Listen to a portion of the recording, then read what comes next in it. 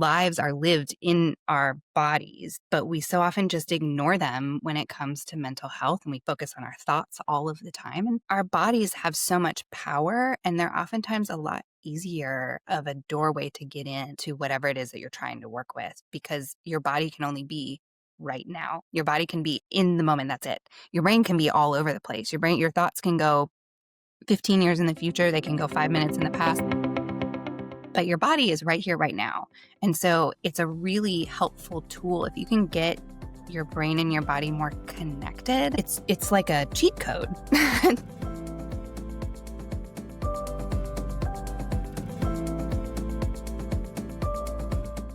So, Molly, thanks for being here. Maybe we'll start off by hearing your story in your own words. If you can introduce yourself, just tell us a little bit about you.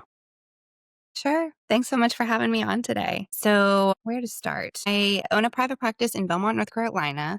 I'm originally from Pittsburgh, Pennsylvania, so from kind of Western PA, and I've spent the majority of my adult life in the Southeast. I started the practice, Restore Counseling and Therapy, about 4 or 5 years ago now. It was just solo, it was just me for a long time. And then I branched out into a group practice about a year ago, year and a half ago, started bringing on some other therapists.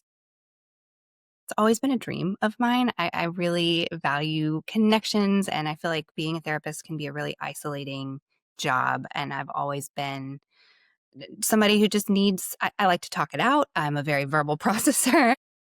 Need to have people around me to feel like I'm not kind of just drained. I really found my field. I don't know. I feel like therapy was just designed for me. I've always loved people. I've always loved connecting with people and hearing their stories and understanding where they came from and why.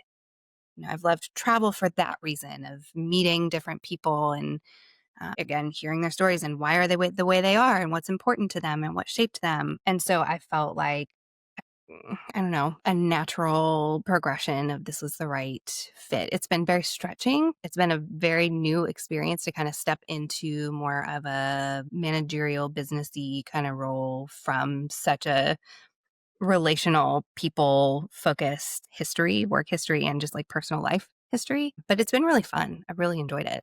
I guess tell us a little bit about that change of, wanting, being a people person, being a natural therapist, I guess I would and then, starting your own private practice or just working with patients yourself and then realizing, oh, maybe I should grow my practice, bring on more therapists and run a business here.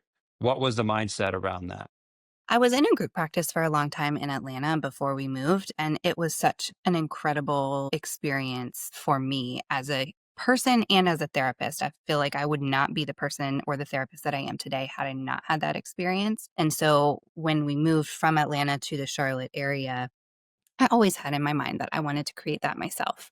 I just think we do better in community Mm, across the board, whether it's in a work setting or in a personal setting, like we just thrive as humans in community. And so I don't know, I really wanted that selfishly for myself. I didn't want to work by myself anymore. And I had had such a great experience. I was like, well, I can do that. I can figure that out. yeah. Yeah. Yeah. Nice. And how did you focus on trauma? Why did you decide to go in that direction? Well, when I first started, I went as far in the opposite direction as I could. I was scared of working with trauma. I didn't feel equipped to do it well. I was worried that I was going to do harm. I was worried that I wouldn't know what to do when somebody was coming in with something really hard. And I think what you're meant for finds you, whether you want it to or not. And I just kept bumping into this is a person and they've had something hard happen in their life. And oh, here's another person Mm, and they've had something hard happen in their life. And so at some point I said, all right, well, if this is going to keep coming up for me, I need to equip myself better. It's just not acceptable to pretend like it's not a factor in the room. It is. And so go get trained, go get some tools so that you actually can help people navigate this. And that's when I decided to pursue EMDR. I explored, lots of different options and it just kept kind of showing up. And I think it was the single best thing I've ever done for my professional development. a little bit of a personal story, and very relevant to EMDR and trauma. So my wife and I had a late term pregnancy loss 9 months ago, 31 weeks. And needless to say, was devastating. I mean, I don't have to tell you. So she, obviously, me, being a guy, you tend to go the push down, keep moving forward. We're gonna overcome this somehow, Mhm. muscle through.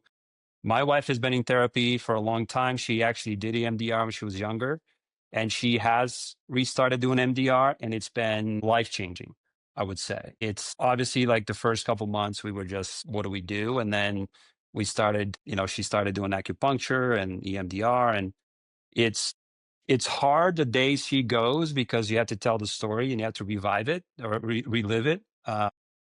And that's the practice. But she has seen tremendous improvement in the way she deals with things in the day to day. Obviously, it's not a silver bullet. You have to practice for a while. But I have never done EMDR, but obviously, it seems to be. I guess, why did you choose that specific method for therapy and trauma? Is that the most widely used method for trauma, or?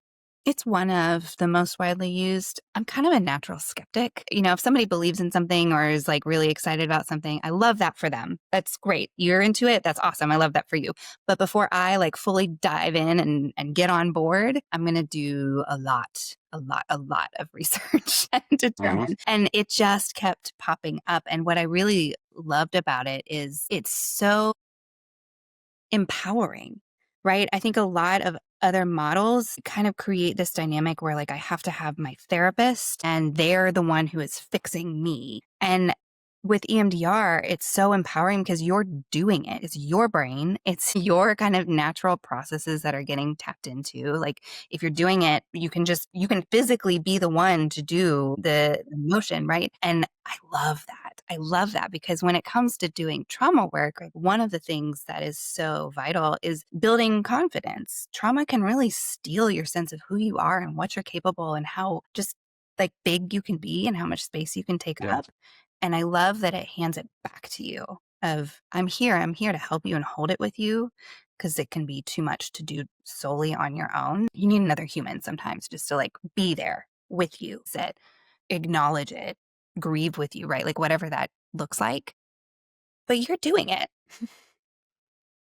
And Yeah. I love No, I'd have to say, when I first, I mean, she had done it before, but when she first described to me what the process was, I was a little skeptical. Mhm, I was like, wait a minute, you mhm. hold these things Yeah, and we talk about stuff.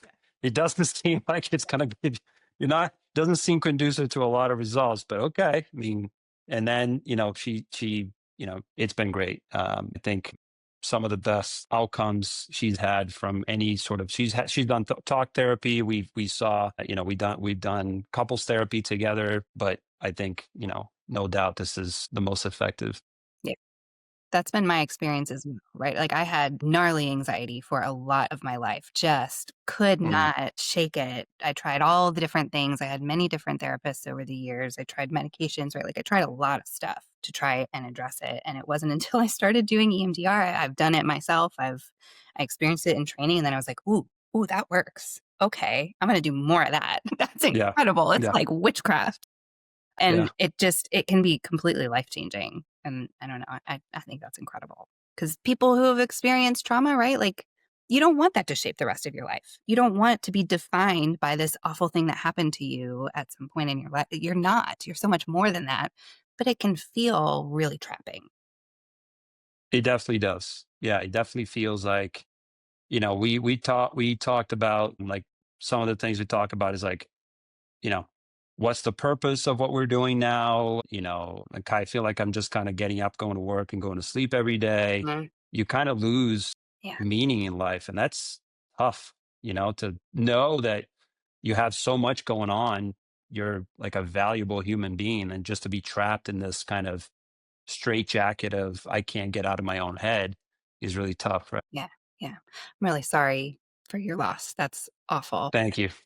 I appreciate that. Thank you. One of the things I read about your practice is that you incorporate mindfulness and breath work into traditional talk therapy and, I assume, EMDR. What led you to go in that direction? And I'm a big proponent of breath work and mindfulness too, and so is my wife. And I, just like EMDR, we actually see the benefits of it in our lives. But tell us and everybody listening to this why you think that's such an important portion of therapy. We oftentimes look at ourselves as here's my mind and here's my kind of logical self, and then there's my body, and like they're separate.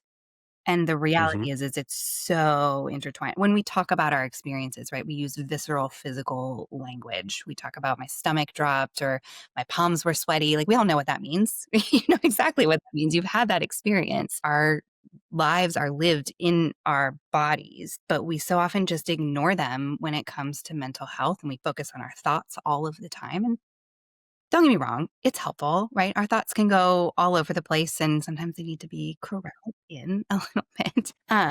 But our bodies have so much power, and they're oftentimes a lot easier of a doorway to get in to whatever it is that you're trying to work with, because your body can only be right now. Your body can be in the moment. That's it. Your brain can be all over the place. Your thoughts can go 15 years in the future, they can go 5 minutes in the past, they can go from when you were 5 years old, right? Like, they can go all over the place like that, but your body is right here, right now, and so it's a really helpful tool if you can get your brain and your body more connected.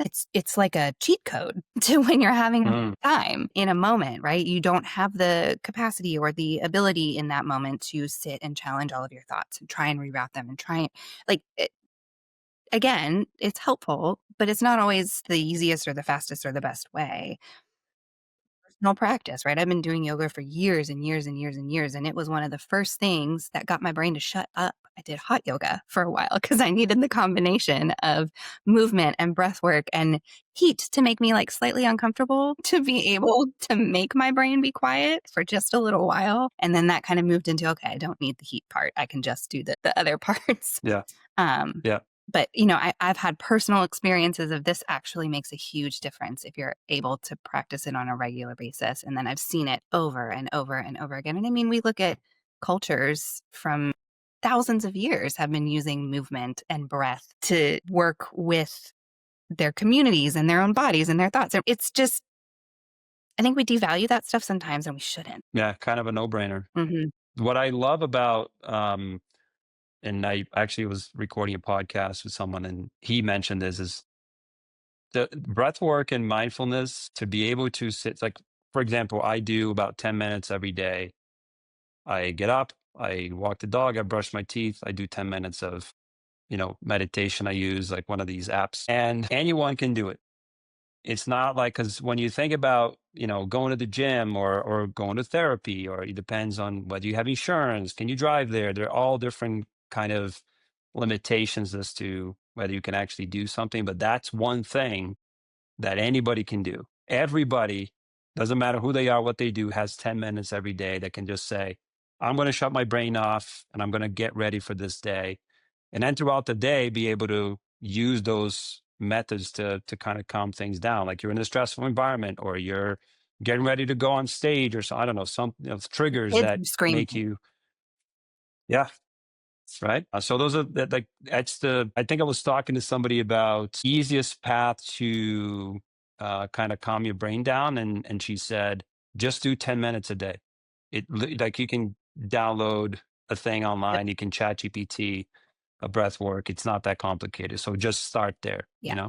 Yeah. And see how it feels. Yeah. Yeah. Um, let's go back to EMDR real quick because I think, like I described before, to me it was kind of it didn't sound like it was an obvious, oh, of course this is going to work. So I think, like you and me, there are skepticals out there in terms of what the effects are. Why does it work? So can you explain in very simple terms, how does something like an EMDR help trauma survivors kind of bridge the gap between knowing they're safe and then, actually feeling it, feeling. Hmm. Yeah. So the idea behind what you're doing in EMDR is you're kind of harnessing a process that already happened. So if you've ever watched somebody sleep, you see their eyes like wiggle kind of back and forth. Mhm. Something that happens during REM sleep, right? You live your day, you have all of these things happen during your day, they go in your working memory. At some point, they go in your short term memory, right? Then when you sleep, that's when your brain kind of consolidates and digests everything and puts it into your long term memory. The thing about trauma is when you are experiencing something that feels like a threat, whether it's a threat to your physical safety or not, your body and your brain are interpreting it as danger. The focus in your brain shifts from forming memories to survive, make it through this moment. And so the information is not put into your brain in the same way. You're not processing it the same way. And so it can get kind of stuck and lodged. It gets stored differently than just kind of your average typical memory, where when you pull out a memory, it doesn't carry an emotional wallop the way that Mhm. trauma does. When you talk to people who are feeling a flashback or something, right? Like it's like I'm reliving it. I am experiencing it again, all of the emotional intensity, all of the pain, all of the overwhelm, all of the fear, all of that, all of the visceral reactions. That's all happening now, even though it happened 15 years ago or whenever, right?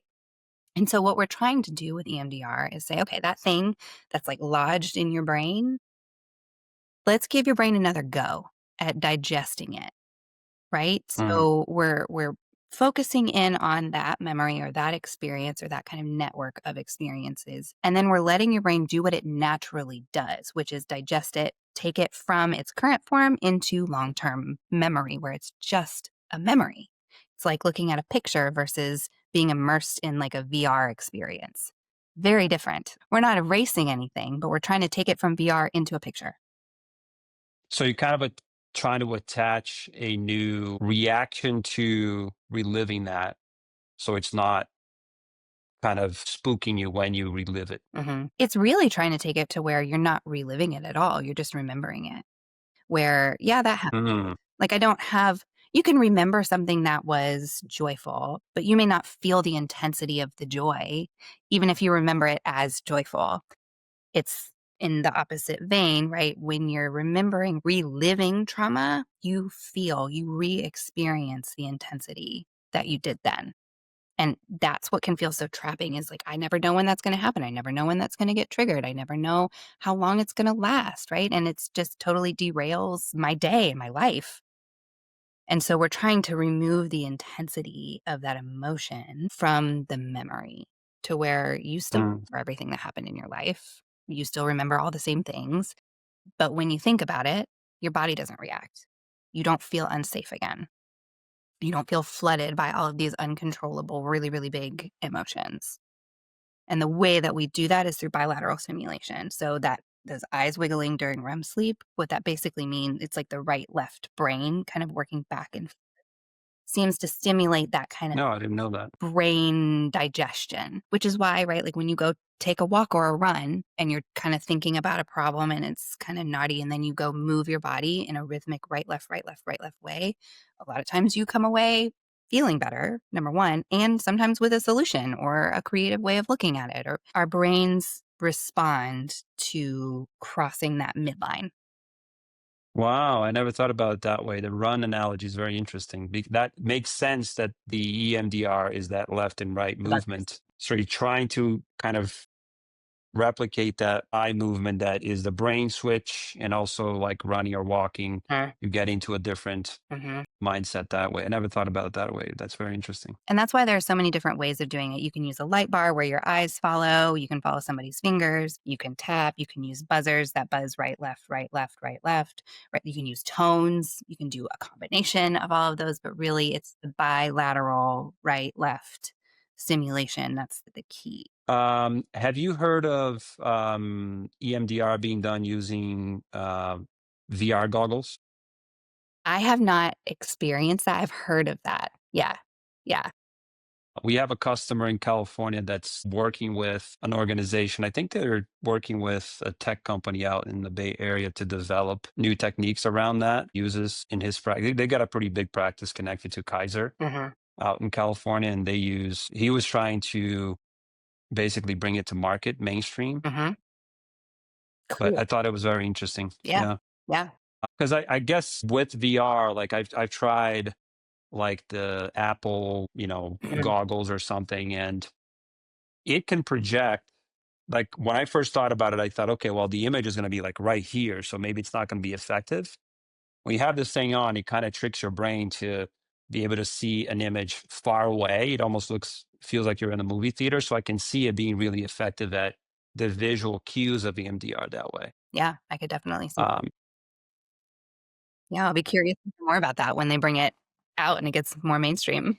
I'll make the intro. You can talk to him I directly. love He's that. a really nice guy. Yeah. Are there patients that come in for a trauma that is almost untreatable with EMDR or anything else? And the reason I'm asking that is sort of a segue to another question, which is I'm very curious about psychedelics and the use of psychedelics in treatment. Obviously, that's been um, huge topic of discussion. A lot of conferences I go to. I'm based in Denver, and I think it's being used now in therapy assisted psychedelics. So, I mean, and stuff. are there scenarios where somebody comes in for? Because I've also heard the opposite. Somebody goes in for talk therapy, and that's not enough. EMDR is sort of a step up Yeah, from talk therapy. yeah. Is there a step up from EMDR, and how do you see psychedelics playing a role in trauma treatment? Yeah, so just like with anything, it's not for everybody. There are gonna be some people where, like, it for whatever reason, it's just not a good fit, and so, if somebody comes in with something and it's we're just not able to kind of get at it with EMDR, there are blocks, they're not able to kind of access or be in their emotional experience. Like, there's different ways that, like, it's just not working. It's not necessarily doing harm, but it's not doing anything. And so, yeah, in those kinds of moments, we explore like, okay, well, what are the alternative options here? I, I don't believe that there are any traumas that are untreatable. I think for every person, there's a range of kind of where we can land as far as how we're functioning and how we feel on a day to day basis and our emotional health. And like your range might be different than my range, might be different than the next person's range. But if I'm down here, I can improve my quality of life in one way or another. And so maybe I'll never be somebody who doesn't struggle with my mental health, but that doesn't mean that it has to rule my life anymore. And so, like I said, for some people, it's not going to work. I think that psychedelics are very interesting. I am very curious about the ways to do that responsibly and because I've had clients who have had experiences with psychedelics where it does change the way that their brain is processing things and opens them to different perspectives and right. So as I said about EMDR, I'm a skeptic. I want to read all of the research. I want to hear from people who have had all of the experiences, right? Like I want to see who does it work for? Who does it not work for? I want to know all of the things before I do it and practice it and say, yes, you should try this. From what I'm hearing and what I'm reading and what I'm seeing, I think that that is an area that I think could be really impactful for people who were previously like nothing was touching it. Yeah, I agree. I recorded another podcast a few weeks ago with a therapist who she owns a practice also in California, and she was telling me the story about I think she also does EMDR, and she had a patient that was coming in for EMDR, and then one day he came in and he was different, and she just knew, obviously, you're that close. She just like Something's something's different. not right, and she eventually got it out of him that he had done psychedelics at a clinic that only does psychedelic assisted treatment. And that's what triggered her to start working with psychedelics in her own clinic. And now it's kind of woven into her treatment. I guess I'll have to make another introduction so you Yeah. can I want to meet talk all to the her people that too you know. and It learn what sounds she's like doing. they're really doing some great work. Yeah. Honestly, Yeah. I So don't I know. thought that was very interesting. I do. I think that people are so unique and the way that we're made up is so unique and the way that our brains work and our experiences are so unique. Like there we have commonalities obviously, but each individual person is I don't know, just very unique. And so w- I'm never going to be somebody to say, oh, that won't work for anyone. That's no, because just because it doesn't work for this person doesn't mean that it won't work for the next person. And if there's an option out there, why would we not pursue that? Why would we not want to know? Yeah, that can help people. Let's figure that out. Let's make that I agree. available. Yeah.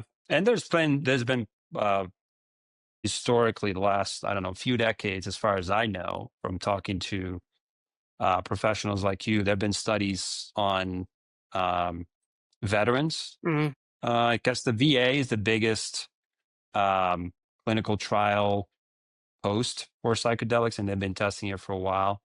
It's really just a matter of legislation and training and getting people to understand, I guess. right, right. Yeah, and I mean, unfortunately, veterans have such a high percentage of having experienced trauma and have such a high percentage of really persistent mental illnesses because of the things that they've experienced while they're serving their country.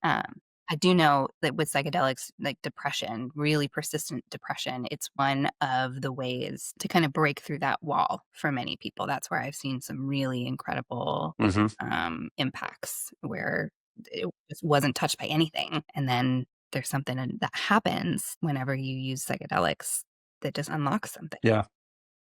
Yeah. Yeah.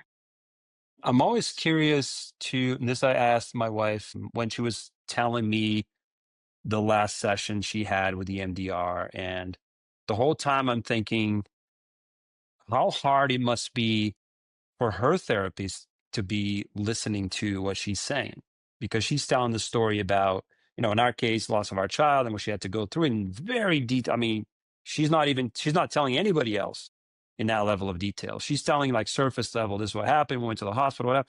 But she's having to tell every second of what happened over, sometimes more than once. So I'm always curious to learn from people like you. What do you do for yourself to make sure that you stay sane? Because you must be hearing a lot of really tough stories every single day. So what is your process for staying sane?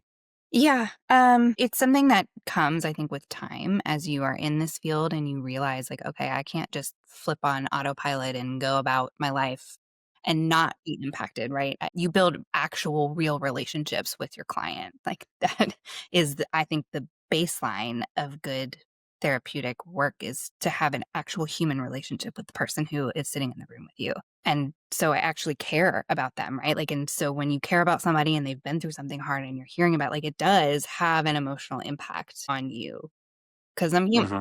and Yeah. they went through some hard shit. Like, it's going to have an impact. At the same time, there is the ability to recognize that I can be in it with them and it's not mine. So there's this kind of nuance of I see my clients as they're fully autonomous people, right? And they can choose what they want to do in their life and how they want to go about it and that is not going to impact my personal life outside of the therapy room. So I can feel and be in it with someone and recognize, right, like that's not mine. I'm going to give them everything I can. I'm going to help them in every way I can. And beyond that, it's not something that I can carry with me all of the time. So I have to have some practices where I'm like intentionally putting it down so that I can pick it back up the next time that they come and then put it down. And then whenever I think about them during the week, I pick it up again and then I put it back down. Right? I not So it does come up, but you just have to exercise that sort of safe space between you, the therapist, you, the human being. Yes, yes. And I have to take care of myself. I have my own therapist. I go to yoga. I take walks. I have to prioritize sleep. I take solo trips because there are times I need to be somewhere where nobody needs anything from me, where, my husband isn't there, my kids aren't there, and my clients aren't there, and my friends aren't there, and nobody needs anything from me.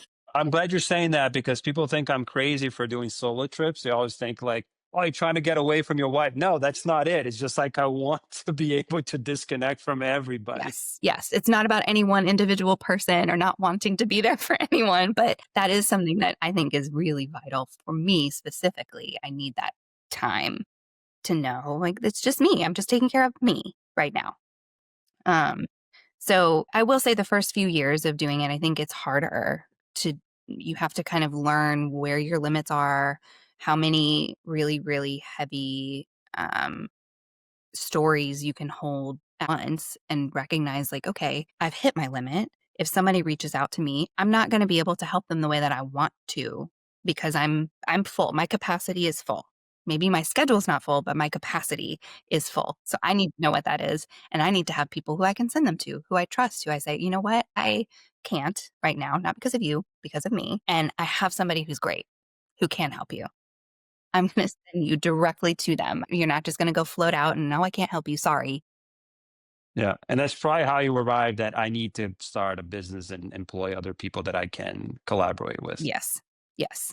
Who I trust, right? Because that, I don't know, I feel like most therapists, you get protective of your clients. You want good things for them. You don't want them to get hurt. You don't want them to be in someone's hands who's maybe not as competent as you would like or as informed as you would like. So having trust in your colleagues, having a good network of supports that you can refer to is really important. And I guess let's maybe go back a little bit to your organization.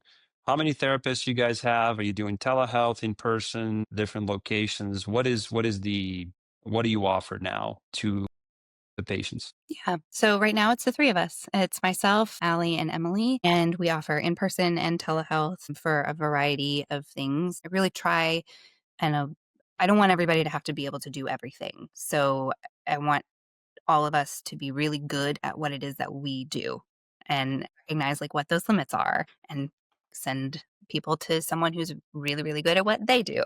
Uh, A huge proponent of that. Like we in the tech space, we always try to be like the end all be all of technology, but I try to keep my team very, very focused on like what are the two or three things that we are the best at, and everything else is just work with somebody else who's the best at that, right? So I appreciate that. Yeah, yeah.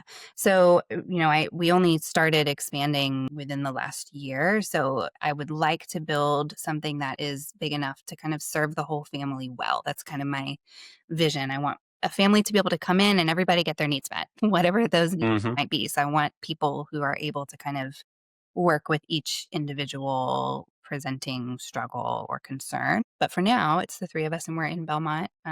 We serve multiple different states through telehealth, but our home base is in Belmont. Nice. I'm kind of jumping around a little bit, but maybe can you give me an example of, or maybe speak to the sort of a transformation you've seen or witnessed with a patient that highlights the power of trauma informed therapy? Sort of what changes did you see in the clients who engaged in, like the deep healing that you facilitate, and sort of any common breakthrough moments or outcomes that are especially meaningful to clients that are or patients that are engaging in therapy with you and your team? Hmm.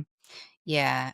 I think there have been several. So when you ask me that question, like I have several people kind of pop up into my mind. Some of the themes that I see across the board are first finding a way to value your own self, your own needs, recognize what they are, and then be able to say, you know what, that it's okay that I need that. It's okay that I am feeling something. That there's this kind of like moment of working towards self acceptance again, um, and belief that like I deserve to be taken care of and to feel things and to experience joy and to have a life that I want to live that is fulfilling. So there's kind of that, and then the part that I think is really just like magic is the relational element of that. And so it's not necessarily linear where this happens first and then this happens, but along the way that starts to translate into relationships with other people where I get my needs met. I can advocate for myself. I feel safe. I feel connected and seen and accepted for all of me rather than just the parts that I think are safe to show people. And there have been some moments where, like, I've had clients come in and tell me about this really hard conversation that they had with their partner. And we just have a whole party because they were able to say something hard and they were able to talk about how they felt and they were able to stay in that moment with that person and they were met with love or they were met with acceptance or they were met with, okay, let me, rather than rejection or like all of the worst fears of, I'm going to get abandoned. I'm going to be left. I'm too much. I'm too broken. I'm never right. All of those Yeah. negative self talk things that are really, really loud a lot of times. Um, and so those are the moments that I don't know, for me as the therapist watching this whole journey that I think we kind of have to stop and celebrate because it might seem really small. You had a conversation. It didn't turn into a fight. But that's years and years of work of you figuring out how to regulate yourself, you being able to even identify what you were feeling in a moment, being able to find words around that, being able to be brave enough to say it to another person. So much work goes into a very simple interaction, and it unlocks this whole new way of being in the world where you get to just exist. You get to like enjoy your life. You don't have to filter everything that comes out of your mouth or change every thought that comes into your head. Like, you get to just be a person and have relationships that are real and connected and safe. And I don't know, it's magical to get to watch that and to get to be in that with someone. Awesome. One thing we've obviously, talking about having kids, we started reading about, how do we raise a good child? Like how can we be good parents? And we read a lot of books. One of the books that stood out to me was The Anxious Generation by Jonathan Haidt. He basically makes the case that there has been a catastrophic decline in mental health for kids starting 2010 when Instagram and iPhone and Facebook and all that. How are you? I guess you've been a therapist throughout. What are you seeing in the younger generation now in terms of the impact of social media, smartphones, and all the things that come with it, like bullying and like never being disconnected? And it's obviously harder for us to kind of grasp if we're not providing therapy to someone because I grew up without a phone. I would go home and see my see my school friends the next day. They had no way to reach me or there was no. I mean, it's such a different world now, and it's hard to imagine what kids go through. So what are you seeing when you have, a young adult come in, and how is social media and phones and all those things impacting their mental health? Yeah. In some ways, it's great because people who maybe previously were struggling and felt really alone, there's no one else like me. There's no one else who has ever experienced this because nobody in my immediate circle does. So I'm Yeah, just a freak, right? I hadn't thought about that. That is really beneficial to know, no, there are other people like me. There are people who get me. There are people who understand some of my life experiences. I think where the problem comes in is when it replaces like face to face contact with other people. There are very like deep instincts that we have to be communal and to exist with other people. And it can be really isolating. Something that I see happen is people really try and curate down the people that they interact with to people who only experience the same things as they do or only feel the same ways that they do. And that is very isolating. Becomes like the silos and the echo chambers and like where before when you held a belief, you would get input or feedback from a lot of different perspectives and a lot of different experiences and a lot of different people with different voices and different lived experiences. And it would kind of maybe pull you toward a more middle moderate stance. Yeah, The algorithms are trained now to not give you that. And so yeah. So this is not just limited to kids. It's yeah, everybody is everybody. in their own little Yes. bubble, right? Yes, everybody. We all get I get it. I mean, I'm sure you do too, right? Like our algorithms learn from us. They are designed to play off of the ways that our brains work. And so they're really effective. They do their job really well. Hmm. But that's where I see it can be really detrimental is it isolates you into these kind of tiny little silos and it replaces the harder work of relationship building. It's a faster dopamine hit. It, like, rewards the same centers in your brains, but it doesn't last. It's not as long lasting as met somebody, I hung out with them, then I hung out with them again, we found common ground, we argued, we repaired, we came right? Like, the kind of harder work of relationship building that is more sustainable. It's like eating only candy. You can eat candy, it's great. Candy's delicious. But if you only eat candy, you're not going to be super healthy. And so I think social media and phones, it's the same thing. It's great. It's super fun. It's a great way to connect. It's a great way to numb sometimes or check out if you just need a break. But it can't be kind of the main source of entertainment or connection without having some pretty detrimental effects. Mm, I don't know if I actually answered your that makes I sense. think I went. Yeah, you did. You did. No, I think I hadn't thought about it from the positive perspective, Mhm. but it does make sense. Yeah, I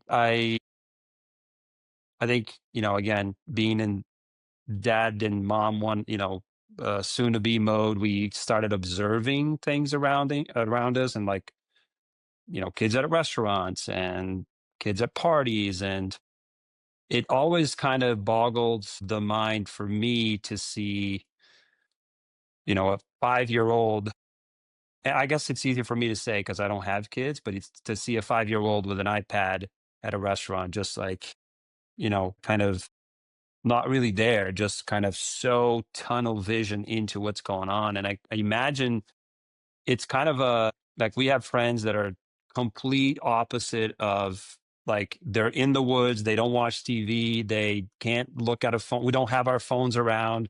And then I have friends who we go visit them, we never see the kids because they're upstairs or someplace with with an iPad. And I don't think, I mean, I think to your point earlier, you'd have to kind of figure out what the middle ground is, because what we arrived at when we were thinking about, okay, well, what are we going to do when our kids hit, like, I want a phone age? You can't just not give it to them because they're going to be bullied in school because they're the weirdos without a phone. But you also don't want to give them a phone that's going to keep them in tunnel vision all the time. And I imagine, I mean, I can't imagine, but it's hard to fathom, like, the impact that it has on their life, just having this world out there of things that we didn't have access to when I was a kid. It's just a complete different existence, you know? And creativity lives in boredom, right? If you're bored, that's when your Mm, brain starts coming up with ways to not be bored. And we all of us have at our fingertips a way to not be bored. And that goes for kids too. Like I have awareness that that is what's going on and it's still hard for me to manage and to monitor and kids don't understand all of the reasons why it's so addicting. Like they're how would they? And so it's even harder for them to regulate that because their brains aren't done cooking yet. There's still a lot of development there. Right. And so I think what we're seeing a lot and a lot of parents, now are recognizing like, okay, it is a tool. I can use it.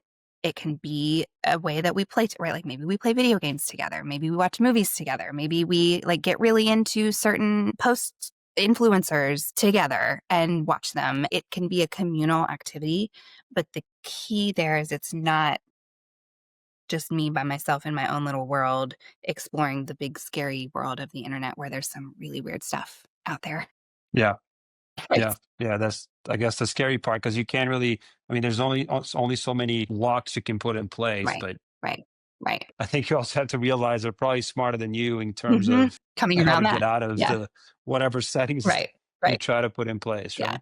And so I think it's kind of literacy, right, of tech, of figuring out, like, Mm, what because it exists, right? It's in the world. They're gonna be exposed to it. They're gonna have to figure out how to relate to it and use it, and so building your own literacy of, well, how much is let me pay attention to how my kid responds whenever they are on their tablet for X amount of time.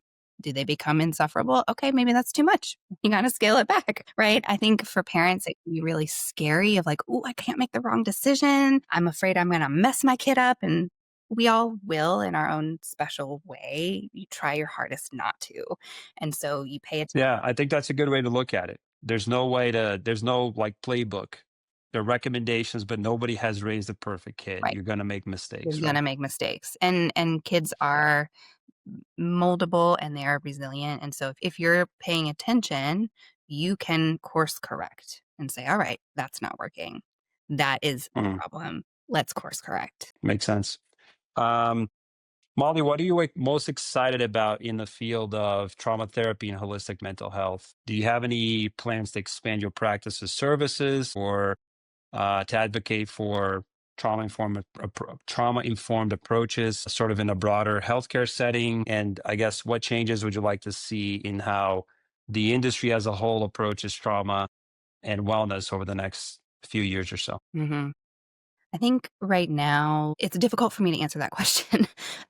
Yes, I do wanna expand my practice and expand accessibility and, be able to serve as many people as possible because it's life-changing, right? If you can do this kind of deep healing, it can be life-changing. Also see kind of collectively, we as a country are going through trauma. At the same time, like, there are some very real harms happening right now, and particularly with people who already were at risk of being harmed, who were already being harmed over and over and over again. Our marginalized communities, people of color, people who are in the LGBTQIA community, right? Like women, the protections and the rights that took so long to get, I see them like being threatened or being taken.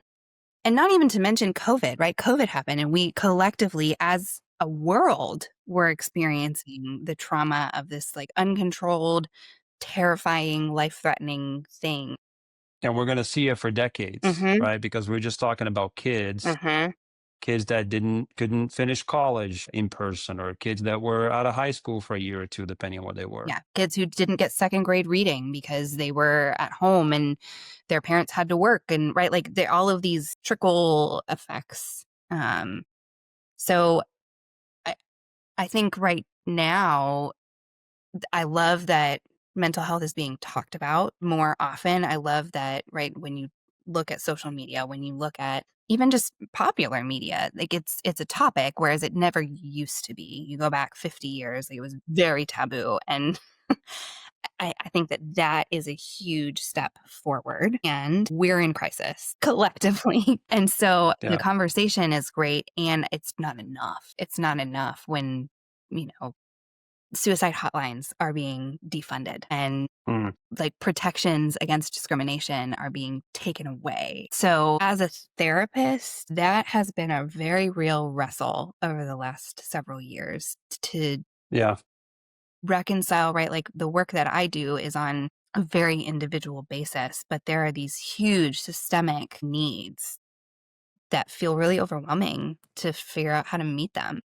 Yeah. The changes in Medicaid and Mhm. like all the things that are taking place too. I tend to think that in the US, I'm not originally from the US. You talked about, mental health and sort of that it's being talked about. Where I'm from in Brazil, there's still this sort of stigma around talking about therapy. Like when we started going to therapy because of what we went through, I could tell that some of the friends and family members that I know there were like, "Oh, but why are you going to Right. therapy? That What do you have a are problem?" you I think good? so, but maybe like in their mind is not enough. Like I'm not in the straitjacket, so Mhm. I shouldn't be going Mhm. to therapy. Mhm. But I do think that in the US, and obviously that's not going to solve the problem for tomorrow, but we tend to overcorrect things a lot. So, I mean, politically, not to get political, but a little political, we tend to go like always the Yeah. extremes, right? Yeah. So I think we're like, pendulum to one extreme now, and hopefully it'll at least come back the Somewhere. other way more in all aspects. So I'm also hoping that that's the case Yeah. too. Yeah. That's my hope as well, right? And I feel like that's kind of what you have to hope is because 'cause you're right. Whenever there's a problem, we do tend to swing wildly to the other side, and no extreme is the healthiest option ever. Right. Yeah. Yeah. If you get people in the room, generally they're like, we pretty much agree on the same things. We're just looking at it through our own lens, right? And so I'm pushing in this direction because I really think this. You're pushing in this direction, but if we really sat down and talked about it, we'd probably come up with some kind of compromise, We right? have much And that's more. I think what's missing. Mhm.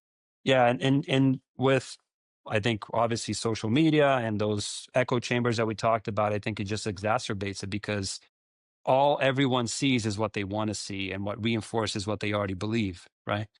So that makes it really hard, and I don't I don't even know how we're gonna fix that problem.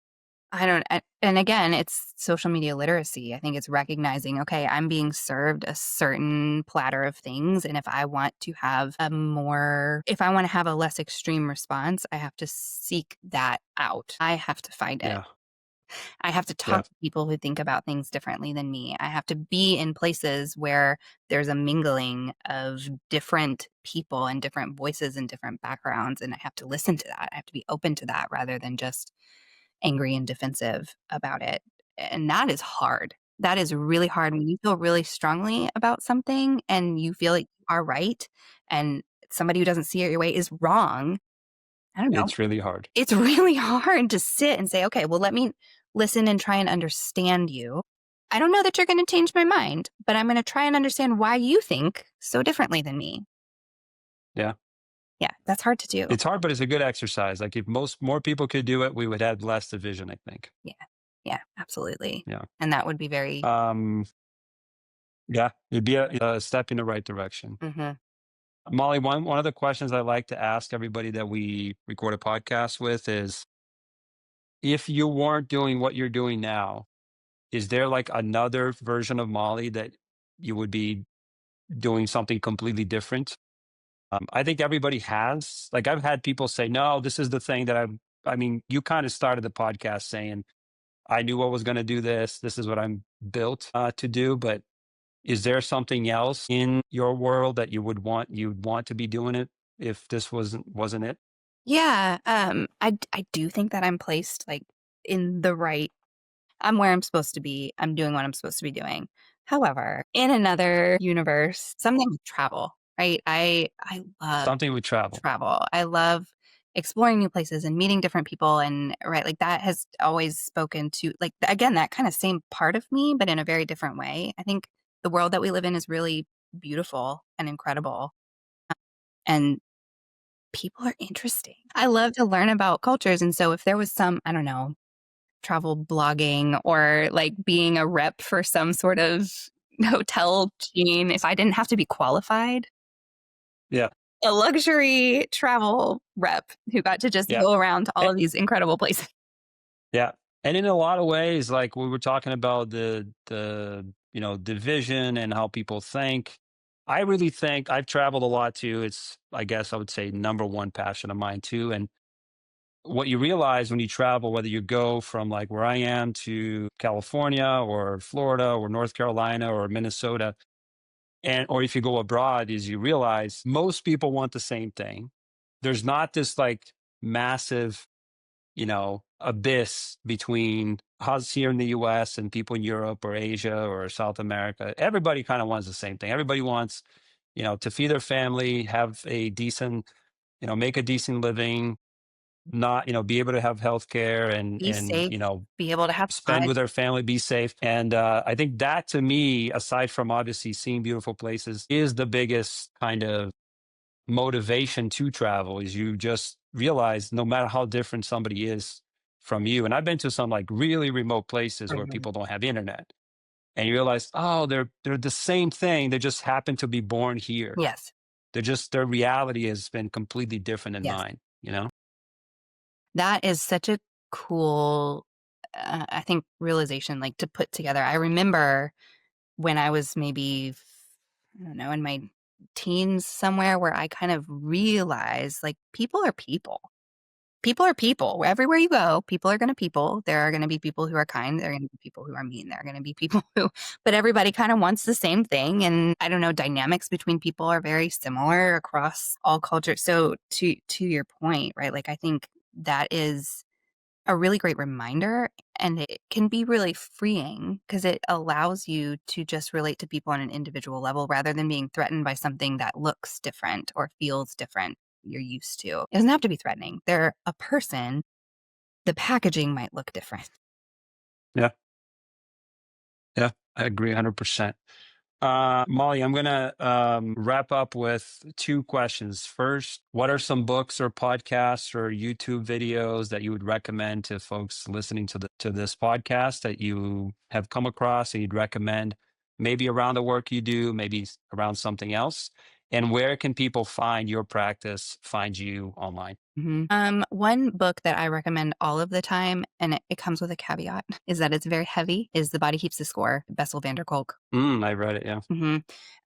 It's every when I say it, people are like, "Oh, yeah, I've heard of that," and there's a reason because it's just so full of validating, really good information for people who have experienced trauma in their lives in one shape or form. So that's one that I recommend all of the time. I honestly don't listen to a ton of mental health podcasts. It's one of the ways that I take care of myself. When I'm taking in media, I take in escape media. I read a lot Mm, and I listen to comedy podcasts. I'm listening to Amy Poehler's new podcast because she giggles a lot, and, like, that is what I need in my life at this phase. So I like to read, like, the thriller, psychological suspense mysteries because, again, it's like a neat little package. There's a problem, they figure it out, they resolve it.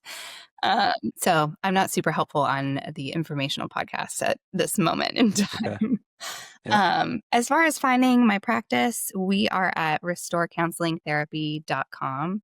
It has all of our links to all of our informational pages. You can read all of our bios, all of the stuff that we offer, whether or not we are able to see people in your state or your location. And you can also just give us a call. I know a lot of people don't like to do that, but that's also an option. I'd be happy to chat with you and point you in the right direction, even if it's not us. Awesome. Yeah. Well, Molly, thank you so much for being here today. I enjoyed our conversation. Yeah. Sorry I was jumping all over the place, but I was really trying to kind of stitch it all together. Yeah. No, you're all good. This And was really fun. yeah, appreciate you sharing all the insight. And we'll see you next time. All right. Thank you.